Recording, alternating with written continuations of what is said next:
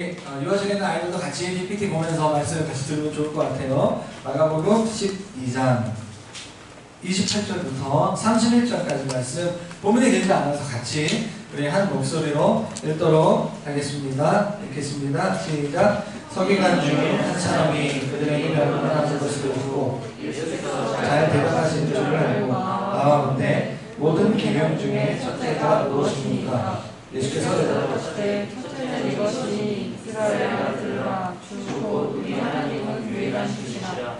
내 마음을 다하고 목숨을 다하고 뜻을 다하고 힘을 다하여 주 너의 하나님을 사랑하라 하시옵시고 둘째는 이것이 내 이웃을 내 자신과 같이 사랑하라 하신 것이라. 이보다 더 큰 계명이 없느니라. 아멘. 가장 큰 계명 하나님을 사랑하는 것이라는 제목을 가지고 말씀을 나누겠습니다. 오늘 본문은 서기관이라는 사람이 예수님께 무슨 계명, 무슨 율법이 가장 큰 것입니까? 라고 묻는 그 물음에서 시작합니다. 예수님께서 이 사두개인과 예수님의 부활을 믿지 않나요? 근데 종교 지도자죠. 이 사두개인들은 자신의 이성을 신뢰하는 사람입니다. 서기관들은 율법을 연구하고 율법을 만드는 그런 사람입니다. 그들에게 둘러싸였습니다. 본문을 보시면 느낌상 그들은 예수님께 순수한 동기라기보다는 예수님을 시험하거나 예수님의 잘못을 찾아내기 위해서 예수님께 이런저런 질문을 했던 것 같습니다. 그것이 바로 27절까지의 말씀인데요. 그들의 질문에 대답하시는 예수님의 이야기를 듣고 있었던 한 서기관이 예수님께 문득 우리가 읽었던 28절 질문을 하는 것이죠. 서기관 중에 한 사람이 저희의 변론한 것을 듣고, 저희는 예수님과 서기관들과 바리새인들의 이야기죠. 예수께서 대답을 뭐죠? 잘하셨어요. 내가 보기에 예수님 대답 정말 명확하게 잘하셨어요. 그러니까 내가 어떤 질문을 한다 할지라도 예수님께서 대답을 잘 해주실 것에 대한 기대감을 가지고 나와볼 때 모든 계명 중에서 첫 번째 계명이 무엇입니까? 라고 질문합니다. 여러분, 서기관은 율법을 쉽게 말하면 구약성경, 우리는 신약, 구약과 신약 다 가지고 있죠.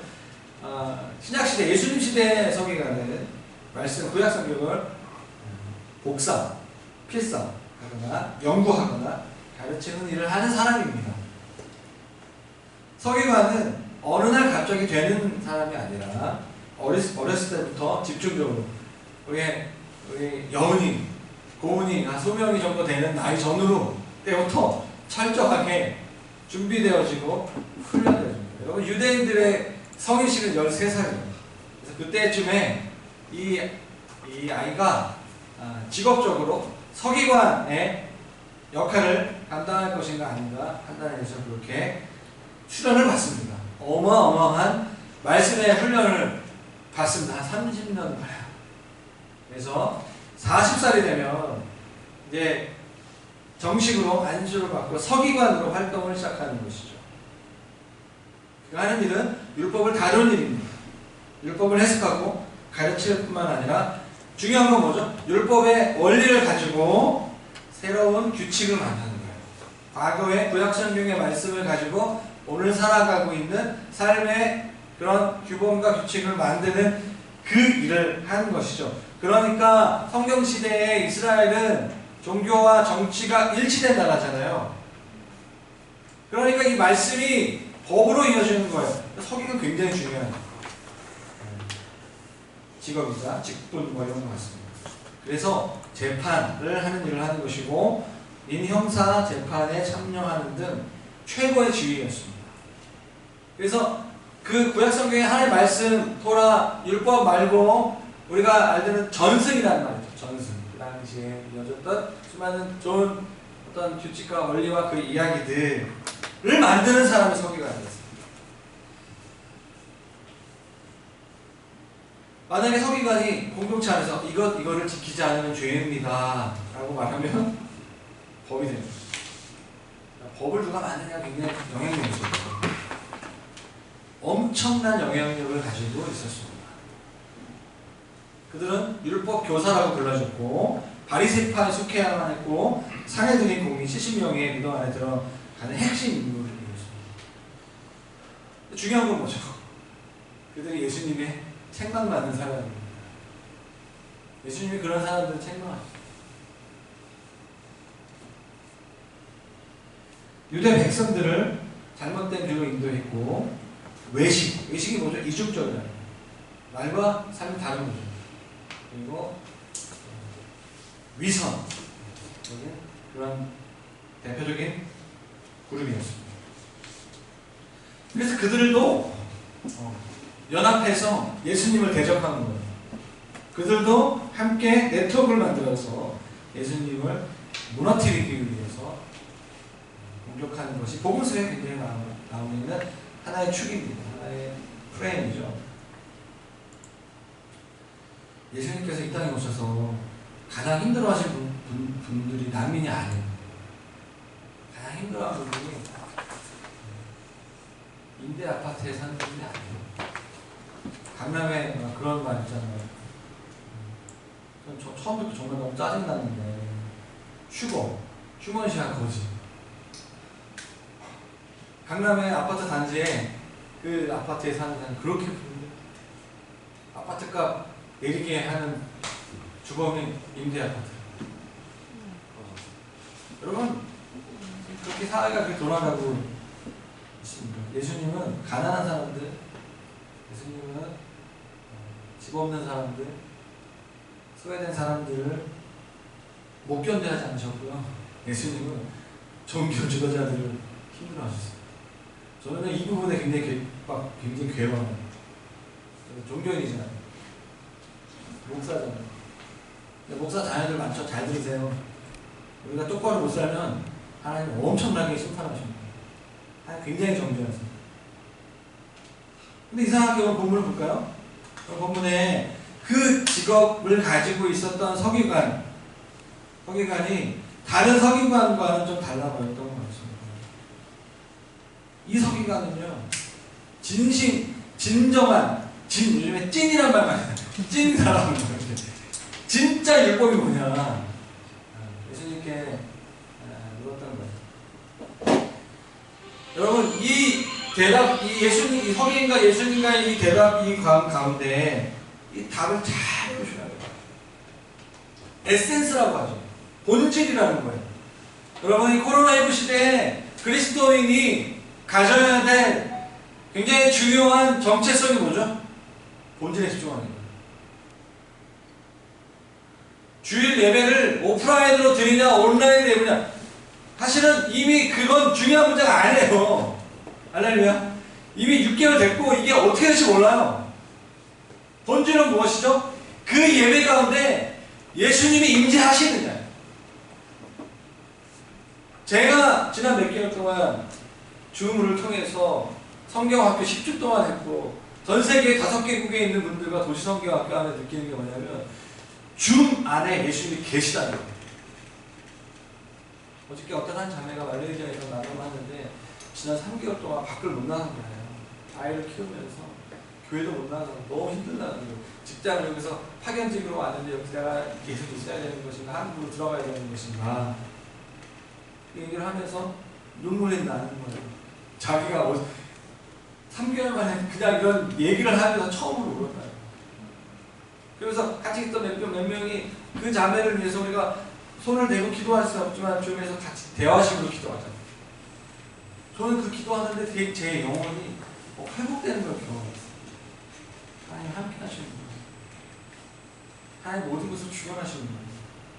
중요한 게 무엇입니까? 오늘 본문에 나와 있는 서기관에게 하시는 예수님의 그 가장 첫 번째 큰 계명이 무엇인가?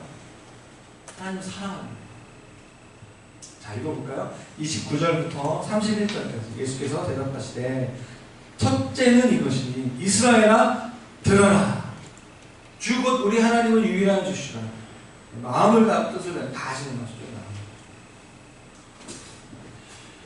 여러분, 이거는 우리가 구약 성경 알 수 있는데 이거는 구약의 정통한 지난 몇십 년 동안 서기관의 그 직분을 얻기 위해서 말씀을 연구하고 가르친 그 서기관에게 아주 명확한 하나의 에센스를 말하고 있는 거죠. 수많은 율법, 수많은 이야기들을 너가 알고 있지만 그 모든 것들은 뭐죠? 마음과 뜻과 힘을 다해서 하나님을 사랑하는 한 계명으로 해준다. 이 질문을 했던 서기관에게 정확하게 꽂혔던 것이죠. 그래서 하나님을 사랑하고 이웃을 사랑하는, 사실은 사랑이라는 하나의 계명으로 분명하게 말씀하셨습니다. 그런데 이 말씀은요, 여러분 아시다시피 신명기 6장 4절 말씀을 인용한 말씀입니다. 예수님은요, 새로운 걸 말씀하신 게 아니라 구약의 말씀에 나와 있는 율법을 완성하신 겁니다. 율법을 폐하기 위해서 오신 것이 아니라 율법을 완성시키기 위해서. 그런 의미에서 신명기 말씀을 같이 읽고 좀 말씀을 듣는다는 것이 무엇인가, 하나님을 사랑한다는 것이 무엇인가를 다시 한번 생각해 봤으면 좋겠습니다. 한번 읽겠습니다. 시작. 이스라엘아 들으라. 우리 하나님 여호와는 오직 유일한 여호와이시니. 여기서 이제 이스라엘, 들으라라는 말을 다 많은 분들이 아실 것 같은데 히브리 말로 쉐마라는 말이에요. 쉐마. 그래서 유대인의 공부법, 유대인의 가정교육, 유대인의 홈스쿨 가장 기초가 되는 말씀이 이 말씀이에요. 미국에 있는 홈스쿨의 가장 기초가 되는 말씀이 신명기 6장 4절 말씀. 그리고 오늘 우리가 읽었던 마가복음 12장 말씀이라는 거예요. 뭐죠? 하나님의 말씀을 듣는 거예요. 기독교 홈스쿨의 가장 베이직, 가장 기본 본질이 무엇이냐면 하나님의 말씀을 듣는 거죠. 모든 학생 선교단체의 가장 기초가 되는 말씀이 이 말씀이에요. 이 말씀을 디모데후서 2장 15절 말씀, 너는 진리의 말씀을 옳게 분별하라, 이런 말씀으로 이렇게 가는 것 같은데, 중요한 건 뭐냐면 이 쉐마라는 말이 어떤 의미가 있냐. 다시 우리가 생각하는 말씀을 듣는다는 건 뭐죠? 우리가 귀로 말씀을 듣는 걸 생각합니다. 맞습니다. 근데 이스라엘은 어떻게 말씀을 전해요? 누가 말씀을 전합니까? 아버지가 말씀을 전해요. 그러니까 말씀을 듣는 사람들의 입장에서 봤을 때, 은유가 봤을 때 아빠가 지금 설교하잖아. 이게 구약의 패러다임인 거야. 말씀을 누가 전하죠? 목사님이 아니에요. 아빠가 전해요. 아버지가 말씀을 그 가정 안에서 전하는 거죠.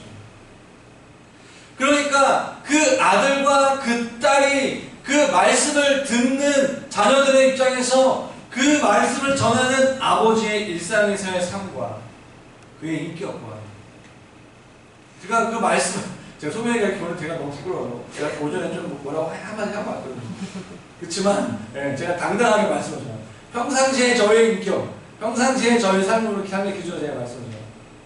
이게 뭐냐면, 말씀을 단순히 아버지가 전한다는 것은 그 말 메시지를 듣는 게 아니라 뭐죠? 그 말씀을 살고 있는 그 아버지의 삶을 보는 거예요. 그런 의미에서 이 쉐마 이스라엘아 들으라는 말은 뭐죠? Listen and obey예요. 듣고 순종하는 거. 구약적으로 말하면 복종하는 거예요. 순종하는 거예요. 말씀을 들으라는 것은 단순히 귀로 너희가 듣기 좋은 말만 들으라는 것이 아니라 그 말씀을 전하는 아버지, 또 아버지가 들었던 그 할아버지, 대대로 말씀을 듣고 말씀을 순종하라는 거예요. 그게 쉐마라는 거예요. 여러분, 무슬림들도 이런 원리를 가지고 살아가는 거죠. 하나님은 한 분이시다. 마호멧은 유일한 선지자다. 이거를요 하루에 수십 번 외친다라고 해요. 유대인들 어떻죠? 구약의 그 말씀을 믿는 유대인들도 마찬가지라는 게 뭐냐면, 최후 실수, 죽기 전에 마지막 신앙 고백이 이 쉐마 이스라엘 얘기한다는 거예요. 오직 하나님만이 유일하신 분이시고 나의 주인은 오직 하나님 한 분만, 그 고백인 것이죠. 그래서 이 말씀 뒤에 보면 이렇게 얘기하고 있는 거예요. 그래서 마음과 마음을 다하고 뜻을 다하고 힘을 다하여 내 하나님을 사랑하라. 그래서 그 말씀을 듣고 그 말씀을 순종하게 어떻게 하라는 거죠? 마음에 새겨라. 어떻게 하죠? 집에 있든지 앉아있을 때든지 길을 갈 때든지 누워있을 때든지 일어나서든지 말씀을 강론하라는 거예요. 그게 쉐마였어요. 근데 우리가 되게 잘하죠. 집에 앉아있을 때든지 길을 갈 때든지 누워있을 때든지 이런 잘하는 거 스마트폰 보고 있습니다. 할렐루야. 제일 편한 게 소파에 누워가지고 스마트폰 보는 게 제일 편한 자세 아니에요? 제일 행복한 자세. 가끔 이게 여기서 세상을 보는 것 같은 느낌입니다. 누워서. 8절 말씀 이렇게 기억하고 있습니다. 내 손목에 매어. 그리고 뭐죠? 기호를 사고나는 거예요.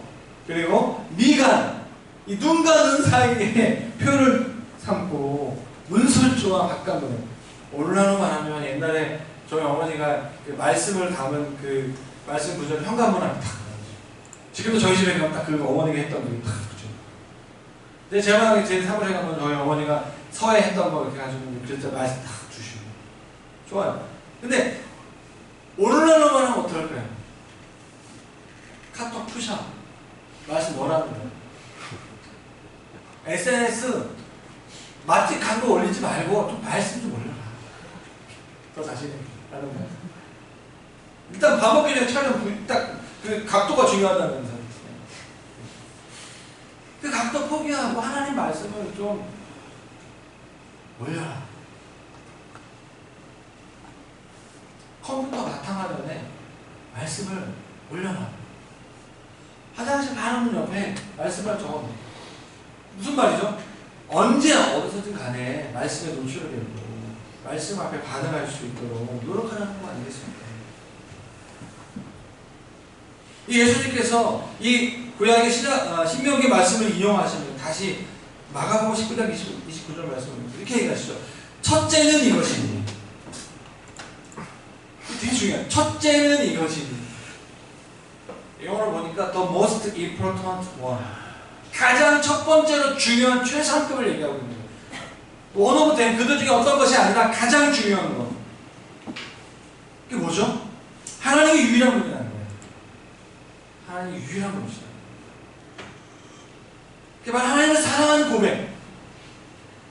그렇다면 이 신명기 말씀과 이 오늘 말씀을 이어서 우리가 본다면 하나님을 사랑하는 것과 하나님의 말씀을 듣고 순종하는 것은 어떤 연관이 있는 것 같습니다. 볼까요? 자, 다음 페이지 PPT 보시면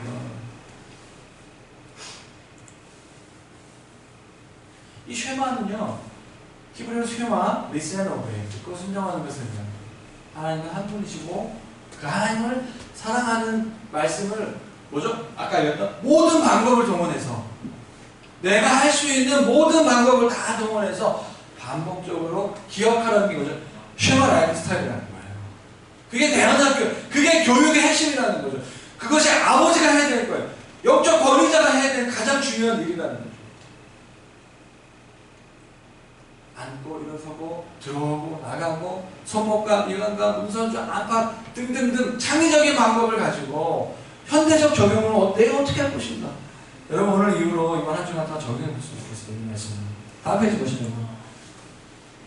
그래서 이 과정 속에 사람들이 하나님께로부터 스스로 배우고 변화가 일어나도록 돕는 것이 제자훈련. 제자훈련이 목사님이 어떤 셀 리더가 수고 리더가 막 이렇게 하세요 가르치는 게 아니라 우리가 이 쉐마 이스라엘 말씀을 따라서 스스로 하나님 말씀 앞에서 하나님이 우리를 가르치시는 것 앞에서 예수 그리스도를 따라가는 자가 되는 것이 제자훈련이라는 거예요. 하나님을 사랑하는 것은 말씀을 순종하는 것으로 나타나야 한다는 거예요. 왜 그렇죠? 사랑하면 순종하기 때문에. 제가 저희 아내를 사랑하니까 순종합니다. 아내의 말을 듣지 않으면 이제 어렵다는 것을 제가 나이가 들수록 많이 깨달아졌어요. 이남재 목사님 할렐루야. 지혜예요. 반대도 마찬가지죠. 그래서 24시간 48시간 저는 일주일이 아니라 우리가 하루 오늘 우리가 말씀한 한 수요일 정도는 다 까먹어요. 주요적으로 월요일날 화요일날 다 쇼부로 가야 돼요. 한 가지 두 가지는 정확하게 너무 다음 페이지 보시면요. 중요한 건 뭐냐면 교육학적으로, 교육공학적으로 잘 안 보이시죠? 중요한 건 뭐냐면 최고의 수종이 무엇이냐? 단순히 말씀을, 설교를 또 우리가 묵상한 것을 제가 안 보여가지고 듣는 것이 아니라 뭐죠? 말씀을 쓰는 거, 그 말씀을 토론하고 그 말씀을 실행하고 중요한 건 뭐죠? 내가 배우고 내가 아는 것을 가르치는 거. 내가 배우고 내가 아는 말씀, 내가 적용한 말씀을 다른 사람에게 가르치는 것이 바로 제자 삼는 것이에요. 그 일을 하면 하나님께서 반드시 30배, 60배, 100배의 열매를 주신다라고 성경에 말씀하고 있습니다. 그것이 바로 배가요. 그래서 바로 세워지는 것이 무엇입니까? 그게 바로 교회라는 거예요.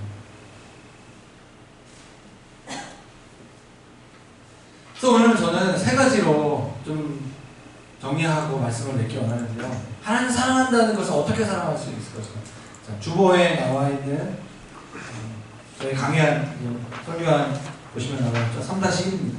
자, 한번 읽도록 하겠습니다. 3-1 읽겠습니다. 시작. 마음과 목숨을 다하여 하나님을 사랑하라. 마가복음 12장 30절 말씀을 가지고 우리가 이야기하기 원합니다. 먼저 마음과 목숨. 마음은 영어로 보니까 하트예요. 목숨은 뭐냐면 되게 신기하죠. 소울이에요. 예. 요즘에 많은 뮤지션들이 소울이 충만해져가지고 랩도 하고 이렇게 하는데 그게 뭐죠? 그게 목숨이라는, 그게 없으면 그들은 죽은 거예요. 소울이 없으면 죽은 거죠. 예. 영혼이 없으면 죽은 거 아니겠습니까? 몸은 살아가고 있을지 모르겠지만 소울이 없으면, 영혼이 없으면 죽은 거죠. 그런 의미에서 목숨. 여러분, 우리가 하나님을 사랑하는 것에 있어서 첫 번째로 중요한 게 뭐죠?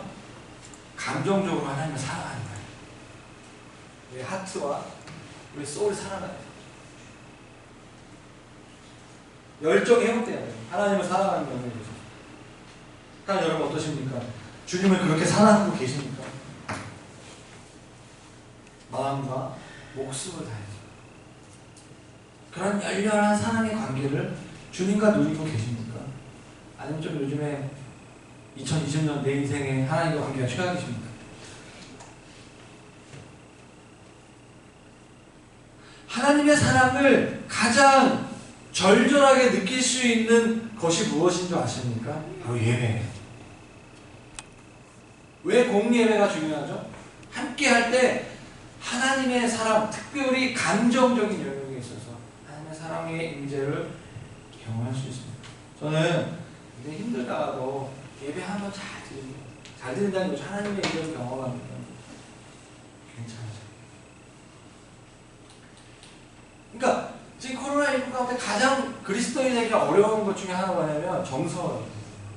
감정적으로 하나님의 사랑을 느끼기 너무 어려워요.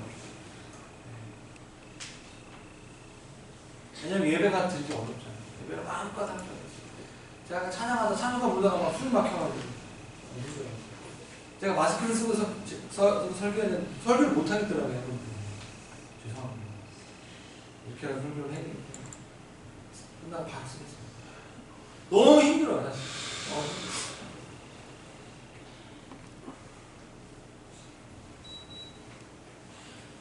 우리를 새롭게 하게 하는 것이 무엇입니까? 하나님의 사랑이에요.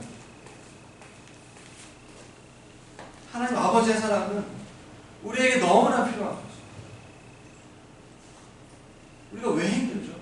무엇 때문에 힘듭니까? 일이 너무 많아서 제가 요즘에 많이 좀 이렇게 그런 것 같기도 한데 직장 상사가 너무 스트레스를 많이 줘서 돈이 부족해서 이성교제를 못해서 배우자가 너무 힘들게 해서 등등등 뭐 사실이긴 해요 사실. 그런데 사실 그리스도인에게 있어서 가장 근본적인 내 인생이 힘들다라고 여겨지는 첫 번째 원인은 하나님과 열렬한 그 첫사랑, 그 사랑의 관계가 식었기 때문이에요. 인정하셔야 돼요. 그렇기 때문에 이 오늘 말씀을 통해서 우리가 우리의 마음과 목숨을 다하여서 주님 우리에게 선교사다라고 말하지 않아요. 목사다라고 말하지 않습니다. 너의 직업을 포기하라고 말씀하지 않으세요. 주님 말씀하는 거죠. 하나님을 사랑하라. 어떻게? 마음과 목숨을 다해서 예배가 회복되라고 말씀하죠. 그 예배는 공예배도 있지만 개인 예배도 있겠죠. 사랑이 우리를 살게 만들어요. 제가 이번 주에 2번의 예배에 간 적이 있었어요. 하나는 개인 예배인데 하나는 공예배인데 아침에 제가 이제 홍대로 이제 9시, 10시에 갔는데 이상하게 오늘은 좀 이렇게 음악 비트가 센 음악을 듣고 싶은 날 있잖아요. 오늘은 좀 센 거 듣고 싶다. 내 마음이 너무 답답하다 뭔가. 그랬더니 제가 또 예전에 예수님 회심하게 되면 락 음악을 했지 않겠습니까? 오늘은 좀 평상시는 잔잔한 거 가지고 피아노 되게 좋은데 오늘은 좀 그래서 생각이 나가지고 플래닛 쉐이커. 플래닛이 행성이라는 뜻이고 지구는 쉐이커. 지구를 흔드는 사람은 찬양팀 이름이에요. 지구를 행성을 흔드는 사람. 그러니까 뭘로 흔들죠? 전자기타로 흔드는 거예요. 이제 음악성을 흔드는데, 그러니까 호주 찬양팀인데 힐성 아시죠? 전 세계에서 가장 유명한 찬양팀 중에 하나가 힐성이에요. 힐성과 견줄만한 20년 넘게 된 찬양팀이에요. 그 음악을 제가 들었어요. 사실은 10대 음악, 10대들이 많이 듣는 음악, 찬양 음악인데 너무 좋은 거야. 하루 이틀 들으니까 너무 좋아. 3일째 되는 제가 할 수 있는 최고의 그 빛 소리로 들으면서 가요. 올림픽 대로로 갔는데 그 찬양 음악이 하여튼 크게 들으면서 하니까 제가 막 부르짖기 시작하는 부르짖는 기도를 하면서 하나님을 예배하기 시작해요.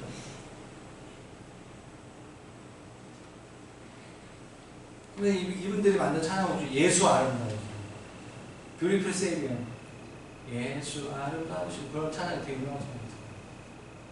제 마음에 묶여 있었던 그 정서가 이렇게 풀려지는 듯한 느낌이 들어요. 아직 울진 않았어요. 내가 이거 하고 있으면 내가 너무 약간 10대 정도 되는데 아직 안 했어요. 목사로서 체면인지 계속 듣고 일주일 내내 지금 거기 빠져있어요. 어쨌든 내 영혼이 좀 정서적으로 하나님 예배하는 것에 너무 중요하다고. 두 번째는 뭐냐면 금요 기도를 했어요. 금요 기도. 홍대에서 금요 기도를 했는데 거의 2달 만인 것 같아요. 8시간 되는데 한 명도 안 와요. 그래서 제 마음속에 낙심하는 마음이 안 돼요. 왜냐면 플래닛 세이커로 충분히 내 마음에 락은 아니지만 그 전자기타로 내 안에 충만했거든요. 이제 내가 그것을 이제 울면서 내가 기도할 때가 됐다. 하나님 오히려 잘 되는 것 같습니다. 오늘 이것을 안 하고 내가 다음 달부터는 영상으로 뭐 기도할 수 있겠지만 오늘은 내가 하지 않겠습니다. 오직 하나님만 바라보고 있습니다. 뭔가 좀 어색하더라고요. 야, 내가 이렇게 하나님 어색한데 성도님들이 방에서 기도하는 거 어떻게 얼마나 힘들까 그런 생각이 잠깐 들어요. 근데 신기하게 한 명이 왔어요. 한 20분 지나니까 목사님! 막 이러면서 내 마음에서 나 잘 모르는 척 이제 나 울려고 그랬는데 나 이제 기도 들어가려고 하는데 안 되겠다. 그냥 좀 떨어져서 하자. 좀 떨어져서 하고 각자 기도하고 만나면 한 3, 40분 있다. 끝나고 이제 제가 잘 버텼어요. 정서적으로 너무 이상하게 기도하지 않으면서 조용한 기도를 했어요. 끝나고 이제 잠깐 나누고 함께 마지막으로 중보기도 하는데 제가 여기서 빵 터졌어요. 말레이시아에서 기도하는 남편 신명기 선교사는 제가 3번이나 갔다 왔죠. 형제들을 중보기도 하는 제가 좀 민망할 정도로 울었어요. 그 자매가 갑자기 친한 형 웃으면서 목사님 지금 우신 거예요? 목사님 지금 우셨어요? 지금 맨날 그런 게 아닌데 지금 왜 웃어요? 그래서 그래 내가 좀 요즘 힘들어 막 이러면서 이렇게 했던 것 같은데 근데 제 마음속에 그 같이 함께 한 명이지만 두 명이지만 함께 기도하고 중보기도 하고 나니까 제가 또 기도해야 돼. 더 기도해야 돼. 라는 마음이 들어요. 여러분 제가 90년대 학번인데요. 제가 90년대 저희 사모님께서 옛날에 이 설교할 때 제가 들었던 내용인데 공일옵이라는 그룹이 있어요. 너무 오래된 얘기인데요. 있습니다. 그 노래 중에 그 되게 유명한 노래 중에 하나 이런 노래가 있습니다. 아주 오래된 연인들. 가사가 이런 가사가 있어요. 되게 전 너무 어저께 다시 이거 말씀드리면 되게 저녁이 되면 PPT 없어요? 저녁이 되면 부르시는 분 있는데 저녁이 되면 의무감으로 전화를 하고 관심도 없는 서로의 일과를 묻곤 하지. 주말이 되면 습관적으로 약속을 하고 서로를 위해 봉사한다고 생각하지. 연인들과의 대화는 또 그런 거예요. 가끔씩은 서로의 눈을 피해 다른 사람 만나기도 하고 자연스레 이별할 기회를 찾으려 할 때도 있지. 그러면서 후렴 처음에 그러면 안 될 것 같아. 네. 처음에 만나는 그 느낌, 그 설레임을 찾는다면 우리가 느낀 실증은 없는 거야. 야이야야 뭐 이렇게 하면 막 그런 노래예요. 제가 이걸 우리 성도들과 하나님과 관계를 보니까 이게 어쩌면 이게 맞을 수도 있겠다. 의무감으로 기도하지. 그리고 하나님께 묻곤 하지. 습관적으로 교회 나오지. 내가 사람 열심히 했다고 생각하지. 가끔 주님 눈길에서 막 다른 중독 빠지기도 하지. 뭐 이러면서 제가 이제 하니까 야 이거 정말 명곡이다. 그런 생각이 들었습니다.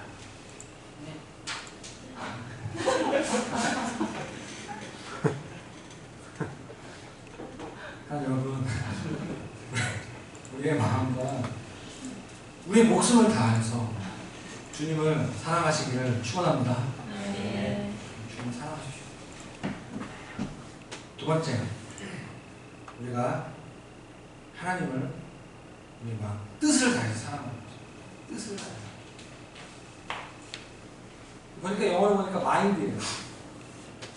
의식이죠, 의식. 우리 의식을 가지고 하나님을 사랑하는 거예요. 그냥 감정적으로 사랑하는 건 너무 중요하지만 감정적으로만 주님을 사랑하는 게 문제가 있어요. 열광주의가 됩니다. 열정이 회복되지만 우리는 신비주의를 저는 알아요. 이단의 특징입니다. 우리는 생각을 가지고 사고를 가지고 하나님을 사랑합니다. 지각을 가지고 그분을 사랑해요. 그 의식을 가지고 주님을 사랑한다는 것이 무엇일까요? 그래서 바로 깨어있는 겁니다. 깨어있어서 옳고 그른 것을 분별하고 나아가서 시대를 분별하면서 예수님을 사랑하는 거죠. 뜻을 다해 하나님을 사랑하는 것은 지혜를 가지고 주님을 이해하는 것과 예수님이 어떤 분이신가 아는 것과 굉장히 중요합니다. 그리고 주님의 뜻을 구하는 코로나19 시대, 지금 다 모든 한국 교회와 선교단체 포스트 코로나19에 우리는 어떻게 가야 될 것인가에 대한 포럼과 세미나가 어마어마하게 많이 일어나고 있습니다. 그리스도인으로서 나는 무엇을 해야 하는가? 이 시대 가운데 교회는 어떤 방향으로 가야 되는가? 직장생활은 이 세상을 어떻게 내가 바라봐야 되는가? 정말 기도해야 할 때인 것 같아요. 로마서 12장 2절 말씀, 너희는 이 세대를 본받지 말고 오직 마음을 새롭게 함으로 변화를 받아 하나님의 선하시고 기뻐하시고 온전하신 뜻이 무엇인지 분별하도록 하라. 아멘. 지각을 가지고 하나님을 사랑하는 것은 우리의 삶 속에서 일어나는 사건들에 대해서 하나님의 견해를 가지고 하나님의 마음을 가지고 하나님의 관심으로 이해하는 것입니다. 우리가 하나님의 뜻을 이해하지 못하게 될 때 우리는 오히려 내가 하나님을 위해서 일한다라고 하지만 실제로는 하나님의 반대 입장에서 우리가 일하게 될 수도 있을 것 같아요. 예를 들어 성경에 욥기에 나와 있는 욥의 친구들. 욥이 고난을 당합니다. 근데 이 고난의 이유는요, 욥의 잘못이 아니었어요. 하나님의 허락 안에서 사단의 테스트, 공식적인 테스트예요. 제가 여기 고난을 주겠습니다. 하나님 오케이. 그게 욥기거든요. 그래서 욥기의 결론이 뭐죠? 의인은 없다. 하나님만이 선하시다. 욥도 그걸 깨닫게 오는 거예요. 잘못한 게 아무것도 없어요. 그런데 그 당시에 욥기의 시대의 패러다임이 뭐죠? 무엇인가 우리 삶에 문제가 있으면 죄 때문이다. 그 문제를 당한 사람이 무엇인가 잘못했기 때문이다라는 세계관이 있었던 거예요. 그래서 하나님 치셨다 이렇게 얘기하는 거예요. 그런데 그게 아닌데 욥이. 그러니까 친구들이 말하죠. 친구들이 찾아오고, 3명의 친구들이 찾아옵니다. 와가지고, 야, 너가 지금 이렇게 어려운 일은 사실은 너가 기도하지 않았기 때문에, 너가 전도하지 않았기 때문에, 너가 헌금하지 않았기 때문에, 이런 식으로 얘기하는 거예요. 정지하죠. 되게 그럴듯하게. 그게 욥기의 한 40장에 한 3분의 2가 그런 내용이거든요. 많이 알고 있어도 돼요. 핵심이 뭐냐면 핵심을 아셔요. 욥을 향한 하나님의 뜻을 이해하지 못했기 때문에 자신의 신학적인 잣대, 자신의 기준대로 욥을 판단합니다. 문제는 고난을 당하고 있는 욥조차도 자신에게 왜 이런 일이 일어났는가를 잘 모르는 거예요. 여러분 코로나19가 왜인지 아세요? 네? 그 포스트 코로나19 시대에 어떻게 가야 되니 말하는 신학자, 박사, 사회학 박사조차도 그냥 가정이에요. 우리는 잘 몰라요. 우리 인생 가운데 왜 이런 상황들, 이 시간들을 우리가 왜 보내고 있는지 잘 몰라요. 중요한 건 뭐죠? 고난 가운데 있는 사람들이 해야 될 성경적인 삶의 태도가 무엇입니까? 인내예요.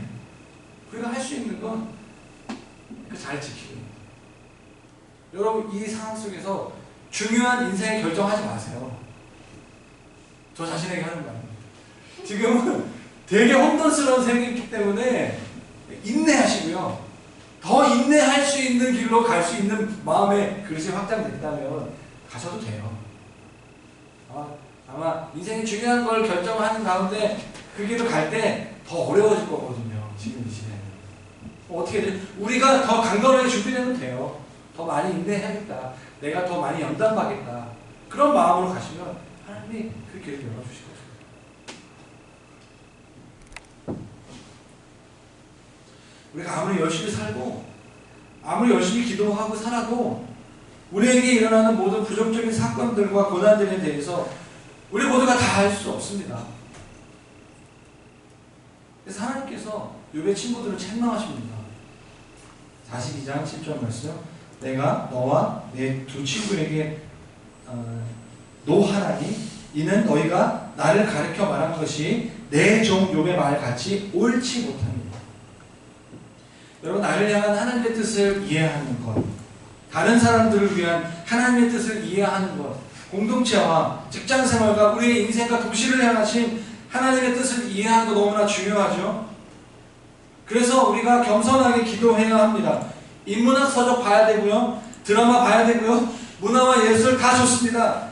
그 가운데 주님의 메시지, 일반적인 주님의 메시지 있다고 저는 생각해요. 다 좋아요. 그런데 중요한 게 무엇입니까? 하나님의 뜻을 분별하기 위해서 하나님의 뜻, 우리의 모든 뜻을 다하여 이것이 하나님의 뜻입니다라고 말하면서 하나님을 사랑하기 위해서 정말 중요한 것. 그래서 바로 집중이라고 생각합니다. 우리에게 필요한 것. 정말 나를 향하신, 우리를 향하신 하나님의 뜻을 알기 원한다면 정말 하나님의 뜻을 향하여 집중해보라는 거예요. 그냥 쉽게 인사이트 얻는 거 말고 하나님께 집중하는 거예요. 그게 바로 하나님을 사랑하는 거예요. 집중이 일어나기 위해서 우리에게 선행되어야 하는 것이 있는데 그것이 바로 뭔지 아십니까? 쉼이에요. 쉼. 제가 말하는 쉼은 멈춤입니다. 일단 지금까지 했던 대로 가면 변화의 시대, 이 코로나 시대에 변화의 시대에 하나님의 뜻을 분별할 수 없습니다. 왜냐? 지금까지 내가 달려온 속도가 있기 때문에 그냥 관성의 목적처럼 쭉 가게 돼 있어요. 이 시대 가운데 교회를 향하신, 나를 향하신 하나님의 뜻을 묻기 원하신다면 뭐죠? 멈춰야 돼요. 멈춤을 보여야 돼요. 주변이 보이고 사람이 보이고 무엇보다도 나의 속마음이 보이기 시작합니다. 내가 진짜 뭘 원하는지. 저는 주일이 그런 날이 됐으면 좋겠어요. 멈추는 날. 할렐루야. 진정한 안식이 다 멈추는 날.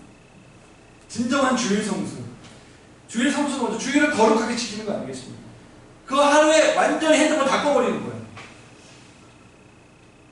완전히 핸드폰 다 꺼버리는 거예요. 저는 월요일날 연락 안 받고 일부러 안 받아요. 다 꺼버려요. 오직 주님의 말씀만 다. 주님의 말씀을 들으려면요 멈춰야 돼요. 생각이 계속 돌아가요.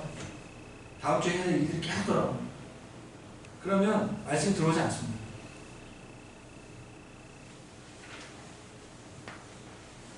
일주일에 하루는 정말 깊이 기도하는 거예요.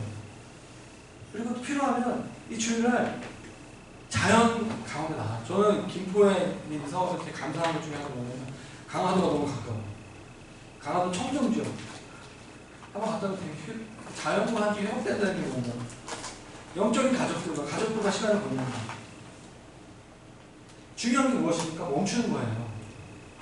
하나님의 뜻을 분별하고 내 온 뜻을 다하여 하나님을 사랑하기 위해서 소위 말하는 멍 때리는 시간. 근데 멍 때리는 건 뭐죠? 아무것도 안 하는데 그 가운데 주님이 계셔야 돼요. 정리하겠습니다. 하나님을 사랑하려면, 뜻을 다해서 하나님을 사랑하려면 안식일을 지켜야 돼요. 단지 안식일을 지키는 것에서 안식의 원리를 잘 지키셔야 돼요. 주일 예배 성수만 했다고 되는 게 아니라 안식의 원리를 저와 여러분들의 삶에 적용하셔야 돼요. 안식의 원리는 여러 가지가 있습니다. 일주일의 하루는 의도적으로 멈추는 것입니다. 주일 예배를 드리면 가능하시겠죠? 하루 중 1시간은 의도적으로 멈추는 것. 뭐 큐티라든가 새벽기도라든가 1시간에 3분은 의도적으로 멈추는 것. 저는 그것을 호흡기도로 가능하다고 생각해요. 한 달에 하루는 또는 3개월에 2, 3일은 의도적으로 멈추는 거예요. 이 마르바던이 쓴 안식이라는 책에 나오는 원리거든요. 여러분 해외에 못 가잖아요. 제가 형제 리더 3명 데리고 지난주에 가평에 있는 필그림 하우스 갔다 왔어요. 멈췄어요. 해야 될 일 너무 많은데 멈추고 쉬는 시간을 보냈습니다. 여러분 하루는 그냥 자고 3일을 이틀을 쉴 수 있다면 하루는 그냥 육체적으로 자고 둘째 날은 묵상을 하는 것입니다. 주님의 깊이 묵는. 저는 한국교회 가운데 가장 어려운 것 중에 하나가 뭐냐면 우리가 지난 거의 한 100년 동안 3개월, 6개월, 1년 단위로 컨퍼런스, 수련회로 세워진 한국교회라고 생각해요. 그러니까 힘들다가 수련회 가면 다 되는 거예요. 이제 그런 수련회 없잖아요. 수련회 못 가요. 이제 그런 수련회 없습니다.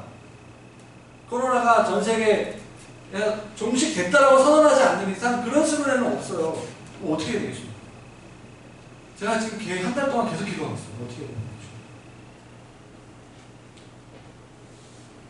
저는 7월 말이나 8월 초에 온라인 수련을 해야 되겠다. 온라인 수련의 장점? 한국에서 가장 유명한 강사를 섭외할 수 있어요. 이찬수 목사 이런 분 섭외할 수 있어요. 우리 온라인 수련 작은 교회인데 되시는 시간 1시간만 좀 우리에게 말씀드리려고 합니다. 그래서 제가 여러분 저에게 평상시에 듣고 싶으면 다 저한테 말씀해 주세요. 내가 4명 정도 섭외하겠습니다. 제가 섭외하면 괜찮아요. 괜찮아요. 할 수 있어요. 아주 유명한 찬양팀 오실 수 있습니다. 유튜브로 하면 돼요. 또 아니면 우리에게 맞는 모습. 우리 한국에 있는 찬양사역자 연합회가 지난주 금요일날 저희가 같이 연합예배를 레드빅에서 예배했어요. 가장 힘든 분들이 문화사역자들이에요. 되게 유명한 찬양인도자들이요. 부르면 와요. 부르면 와요. 깜짝 놀랐어요. 이분들이 지금 굉장히 힘든 시간을 보냅니다. 여러분 중요한 건 무엇입니까? 하나님 살아계시다는 거예요. 시대가 바뀌고 굉장히 어려운 시대에 우리가 가는 건 맞지만 우리에게 원하시는 것은 우리의 뜻을 다하여 집중해서 좀 멈추고 정말 우리의 마음을 다하여 주님을 사랑하는 그 자리로 우리를 프리하시는 줄로 믿습니다. 아멘. 자 이제 마지막 하나만 더 얘기하고 마치겠습니다. 하나님을 힘을 다해 사랑하는 것. 주님 우리의 마음, 감정을 다해서 사랑하는 것과 우리의 마음을 다해, 우리의 생각을 다해 사랑하는 것과 함께 주님 말씀하시는 거죠. 힘을 다해서. 이거는요 물리적인 힘을 사용해서 주님을 사랑하는 것으로 볼 수 있어요. 우리가 여러분 몸과 우리의 영성이 굉장히 연결되어 있어요. 몸을 움직여 주님을 사랑하는 거. 여러분 주일 예배가 언제부터 시작됩니까? 11시부터 시작 아니에요. 여러분들의 집을 나오는 10시, 10시 반, 뭐 어떤 분은 9시부터 주일 예배가 시작되는 거예요. 몸이 그곳을 향하는 그 시간부터 기도가 시작되는 거예요. 어떻게 우리가 24시간 다 하나님 예배할 수 있겠습니까? 우리의 몸이 움직이는 거예요. 여러분, 나이가 드신 집사님, 권사님들이 교회에서 몸으로 섬기는 걸 보면 마음 뭉클해요. 저희 어머니가 개척한다고 해서 권사님이 식사 준비하셔야 되는데 오늘은 쉬시라고 전했어요. 손에 막 물집이 생기고 그랬는데도 그분이 할 수 있는 거는 그냥 밥 먹었냐? 남기지 마! 어떨 때 부담되고 있어요. 근데 이분이, 이 어른들의 이게 사랑이잖아요. 자기가 할 수 있는, 본인이 할 수 있는 최고의 사랑은 바보만. 여러분, 그거 너무 한국 교회 굉장히 중요한 전통이었어요. 얼마나 마음이 뭉클하고 아름다운지 몰라요. 소그룹이 돌아가며 청소할 때 그분들이 집에서도 잘 하지 않는 그 청년들이 청소를 쓰레기통 분리수거하는 걸 보면서 하나님 기뻐하신다고 좀 믿어요. 저는 제가 가장 힘들 때, 교회에서 가장 힘들 때 하는 게 두 가지가 하는 거는 찬양하는 거랑 청소하는 거예요. 청소하면 마음이 새로워요. 내 섬기는 거예요. 여러분, 힘을 다해 하나님을 사랑하는 것이 왜 중요한 줄 아십니까? 우리의 몸으로 하나님을 섬기는 것이 왜 중요한지 아십니까? 결국 이 말씀이 이웃 사랑으로 가는 힘이 되기 때문이에요. 이웃을 향한 사랑의 섬김으로 이어지게 되기 때문에 신앙생활은 관념으로 하는 것이 아니기 때문에. 그래서 구제활동이 우리가 봉사하셔야 돼요. 근데 이걸 그냥 하라고 해서 하는 게 아니잖아요. 우리가 마음이 회복되고 우리가 하나님의 사랑에 우리의 뜻을 다할 때, 그리고 힘을 다할 사랑을 할 때 주님의 그 이웃 사랑이라는 그 말씀을 실천할 수 있게 되는 것입니다. 말씀하고 좀 보고 정리하도록 하겠는데요. 성경에는 지극히 작은 자 한 사람에게 한 것이 하나님께 한 것이라고 말씀하고 있습니다. 마태복음 25장 31절부터 말씀입니다. 예수님께서 무리를, 군중을 두 그룹으로 나누십니다. 이렇게 얘기하세요. 너희는 정말 잘했다. 또 한 무리는 저주하십니다. 먼저 축복하시면서 이렇게 얘기하시는 거예요. 31절부터 말씀 가운데 너 복받을 자들이다. 근데 그들은 내가 봤을 때 내가 이렇게 잘한 게 별로 없는 것 같은데 하나님께서 말씀하시는 거죠. 너희가 먹을 것을 주고 목마를 때 아직이 갖고 나그네 들에서 등등등등. 아니 내가 이렇게 했는지 어떻게 주님이 아십니까? 그러면서 이렇게 얘기하시는 것이죠. 40절 말씀입니다. 임금이 대답하여 이르시되 내가 진실로 너희에게 이르노니 너희가 여기 내 형제 중에 지극히 작은 자 하나에게 한 것이 내게 한 것이다. 지극히 작은 자 하나에게 한 것이 내게 한 것이다.